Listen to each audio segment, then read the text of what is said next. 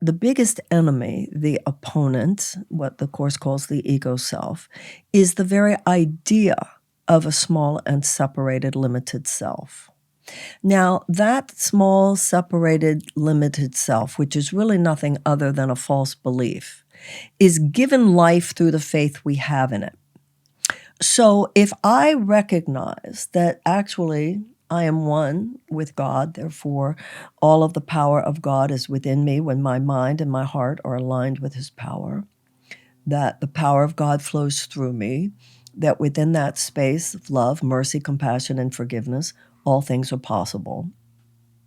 That small, limited self says, no, don't go there, because if I go there in that moment, that small self dies. So to the extent that I identify with that small self, with the world, which the world tells me to do, the world says you're a body.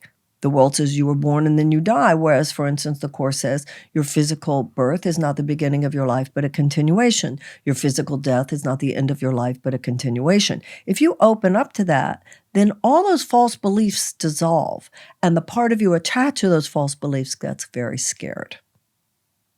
Now, you can't, what the psychotherapeutic approach of the world is, well, just try to make things better within that small, limited kingdom.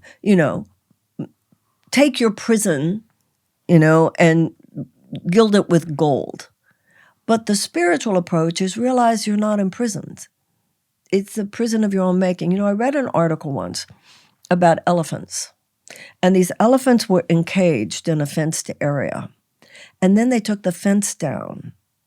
But those elephants, that they didn't realize. Now, I think that probably changed. I don't know, because I don't know after what happened. But at least at the moment, they still stayed within that cage, because the thinking of the world tells you that you are a being within that cage. And it's terrifying. It's a perverse comfort zone. So it's terrifying to assume that we are bigger than that. And then the ego mind says it's arrogant of you to think that. Well, from a spiritual perspective, what's arrogant is to think that you're the small self, because God doesn't create small selves. God only creates greatness. So we have arrogance and humility upside down. So beautiful. And I'm doing, it's interesting, because running for president, one of the things that I see is, how dare you? Who thinks you can do that? On the U.S. Constitution, the affront, not just to the patriarchy or anything like that, the affront to the ego mind, because I see as much of that how dare you from women as from men. And it's such a testament to this belief that no one should be able to do that. Well, actually, everyone should be able to do that.